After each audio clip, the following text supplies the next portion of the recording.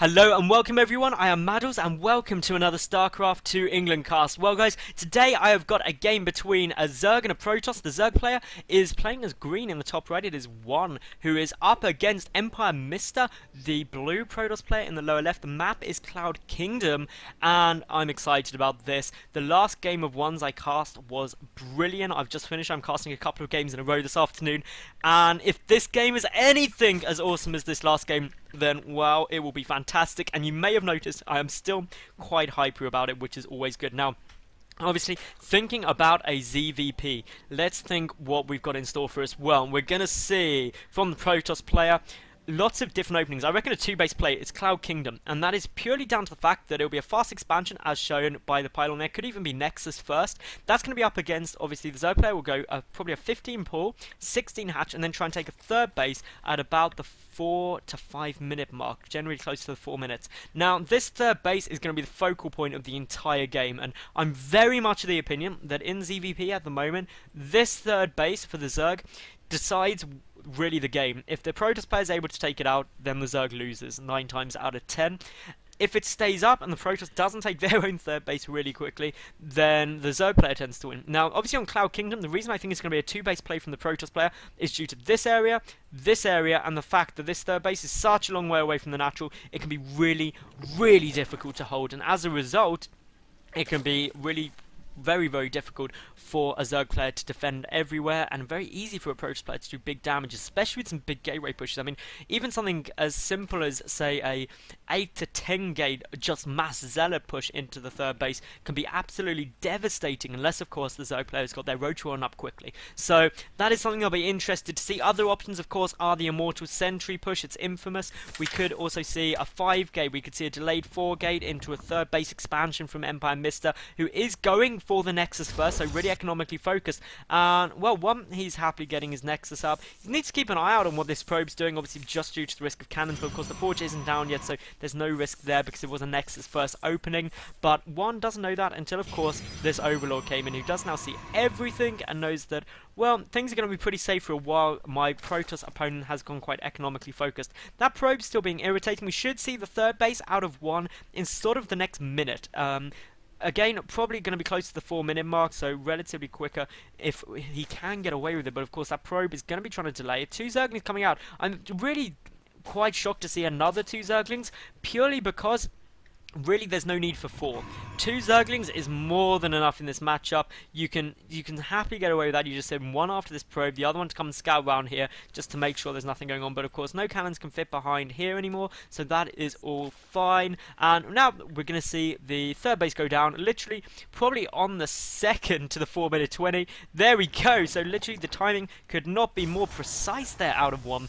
The cannon up, of course, for Mr. And is he going to get Overlord? Well, it's going to be pretty close, but no is the answer. They're both going to run away. Of course, good scanning information going down the Cybercore on its way. Second gas taken for Mr. at the moment. One will not be getting any gas until about 40 to 50 odd supply. You don't need it before then. He's got 1 queen out, the second queen on the way. I wish there was a third queen. More than anything, I wish that, because purely creep spread is good. Really, really, really, really good. And if you have a queen just for spreading creep, not only does it give you great, brilliant creep spread, but it gives you extra defense. It's just cool. So get an extra queen to spread creep, all you Zerg buddies out there, because you need it. It is really, really effective. And yeah, definitely spread the creep. Anyway, we should see a lava inject come down, or we may actually go for a creep tumor. It's going to be a creep tumor, so that's quite interesting. We've got the third queen started up there. Obviously, joining the base up with creep, really, really important. Especially on this map, creep is really quite difficult to spread because it's so wide, as you can see, that you can need quite a few creep tumors to make sure you cover absolutely everything. But obviously, the main attack paths are basically through here, and you need to also cover this one as well. So that can be quite awkward. You tend not to see Protoss players come down this area too often, unless they're taking their 4th base, which you don't often see that early. Most of the force is probably going to come through this top route here, trying to come up to this 3rd base. So this is the area you really want to cover with creep as soon as possible. In terms of teching, well, let's have a look here for Mr. He's getting out a sentry, he's getting out the +1, and I'm thinking we're going to see a robotics facility shortly, but no, I am completely wrong. We're going to see a Nexus. My goodness, this is a super early 3rd base. Like, that is probably the earliest you could ever possibly hope to take a 3rd. Like, that was a 1 gate 3rd base, so That was bold indeed. There's a lot of Zerglings here, and if they get over there in time, well, they could actually be a right pain. But that's Zealot in pretty much the most amazing place he could get to. Like, probably only 2 Zerglings can attack that, maybe 3 at a time, which means it'll be very, very cost effective. The third base up, of course, now for 1. He's got his Roach 1, Evolution Chamber up at good timings. Both of them up before 7 minutes 30, which means he's safe from big gateway pushes, he's safe from DT rushes, he's safe from air pushes, and, well, everything is good. 2 more gateways coming up there, the Photon Cannon as well. We've got some sentries around, really so economically focused here by Mr. at the moment. That Overlord will see nothing, and that is actually quite a big tell, seeing nothing, because you're probably wondering, where is everything? I don't know if that third base has been scouted. No, it hasn't. Seeing that third base is absolutely essential, because the big concern to one at the moment is he sees sentries, he's going to be thinking, is this an Immortal Sentry 2 base all in? But his question will be, where are the gateways? Where are they? He's sacrificing that Overlord in, and he's probably going to get quite concerned now, purely because of the lack of knowledge about this third base. And really, you could stick an Overlord back here just to make sure you can poke in to take a look at that and see any mining from it. That's an important thing to do. But as you can see, Spore Crawlers are down. There's one at the third base, one at the natural as well. That's just keeping an eye out for any air units that be coming in the lair, just finishing. Creep spread going okay, but obviously imagine how much better that would be if there was another queen for spreading the creep. Zerglings sitting down here just ready for the extra defense. So this is, I'm amazed there's been no scout off on this third base yet by 1. It would just be so essential. This Zergling hopefully gonna go and spot it. He's sending more Zerglings out just everywhere just to keep an eye on what's going down. We'll now see the third base, and that'll be a big sigh of relief for 1, who needs to take his 4th very, very quickly. This will be the 4th base he takes, and he needs to stay a base up on the Protoss. In terms of the worker count, he's only 6 ahead. That is not really enough. A War Prism on its way down. The Observer has been skipped, interestingly, from Mr. there. Usually you see Protoss players go for the Observer first every time. I think scouting information is very important, but obviously he knows pretty much that he's happy that he's not died yet. We've got quite a few sentries over here. We could see some kind of drop play going on. Probably 2 Zealots, 2 Sentries will get picked up and dropped into the main.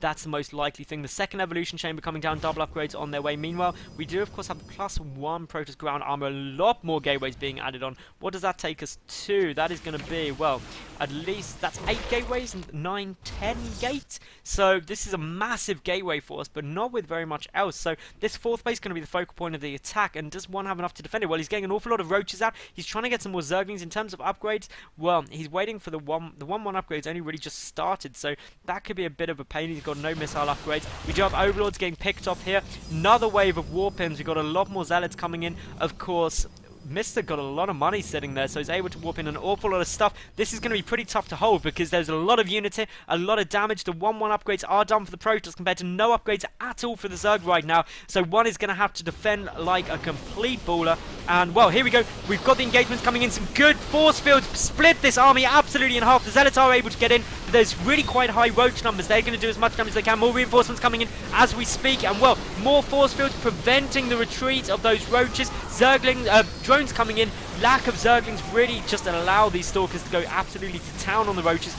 Good micro out of Mist for the moment. The War Prism moving forward, going to allow more warp-ins of units, even closer, more Zealots getting warped in for the moment. This third base is taking a lot of damage. Not too many, quite a few drones have actually been killed, 20. This third base going down for sure. More roaches are coming in though, and it all depends if 1 can hold. He does of course have his 4th base, that's the important thing. We should see now that 3rd fall. There we go. Is the 4th base going to get taken down as well? Is it even known that it's there? I do not know at the moment. The 2 Zealots, the single drone gives away that the 4th base is there. And well, here we go. We've got those units probably going to pull back now. Try and getting a good defensive spot. Force fields are dwindling. The Roach is doing good damage at the moment, but of course, Mr. has achieved everything he would want from this. He's put himself on equal basis with the Zerg, and that is just money time. In terms of the upgrades, well, the 1-1 melee upgrades on their way out for the moment. For 1, it's about to finish up. The Twilight Council coming down from Mr. That's going to allow him to start both Bling from the Twilight Council itself, and also the level 2 Protoss ground armor and weapon upgrades. Obviously, though, this Roach counter-attack is not going to be too effective. A good force field goes down, preventing the retreat, and that basically means most of this is now going to die. This is sacrificing units 1 could have done without doing that. And, well, we've got more units warping in, more Zealots. That creates a complete wall-off in an absolute boss move there. by Mista. We've got more roaches coming in from behind, though. This is quite a lot of aggression, and we really need to see those stalkers stay up for the Protoss player. One needs to be careful, though, not to overcommit here, and he is pulling back, which I think is precisely the right thing to do. The third base hasn't been restarted yet, and that is just so essential to all of this. If we look at the worker count, we've got an 11 worker lead for the Protoss player right now. And that's going to really help with the income. 3 sentries and a stalker just sitting in the war prison, chilling, having a bit of a vacation, because I don't quite know what happens. I think, like, do Protoss units just become, like, in the ether or something when they go into a war prison, because it doesn't hold there. It's all very confusing. I should probably know the answer to that. Let me know in the comments if you know the answer to that. In terms of tech-wise, the big thing I'm not seeing is an infestation pit from one. Oh my god, that infestation pit would just be so helpful right now, because, well, we're already at 15 minutes into the game, all but a couple of seconds, and you need to start thinking about your late game army, which of course is Broodlord Infestor, and you have not even got the Infestor component of that yet. The 4th base is gonna take another beating here. The only real plus side for one is the Mista isn't teching either, is only getting out a couple of Immortals, no Robotics Bay yet, so no Colossi to worry about, or indeed a Stargate ready for the mothership, and that is really the endgame of Protoss. But, well, this aggression is pretty mad. We've got a lot of aggression going on. That 4th base in a dodgy spot, and one is still on equal basis with his opponent. And really, that 4th base is doing nothing. So this is going to be really, really tough. Mr.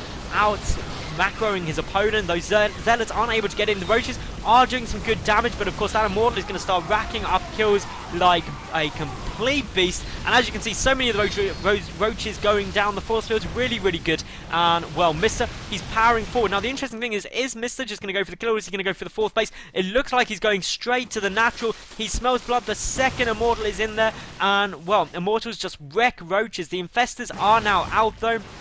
That is the only saving grace, and, well, we're going to see some big damage done here, and I don't think we're going to see much in the way of defense. Those infestors lobbing down some infested Terrans, no fungal growth, and of course all the energy has now gone, but the infested Terrans are now popping. They're doing some good damage. We're getting taken down near instantly. The Immortals still doing huge damage. They're not getting focused, and just look at the number of kills sitting on these infestors. 11 and 9. They are just demolishing everything. You've got to focus down the Immortals when you're using roaches, but 1 GG's, and that is the game. Relentless attacks from Mr. after the super greedy 3rd. Anyway, guys, if you did enjoy that cast, please subscribe. I get new games up daily. Like the video, leave a cool comment on all those sort of shenanigans, and I will catch you tomorrow for yet another new game. Bye for now, and thank you very much for watching.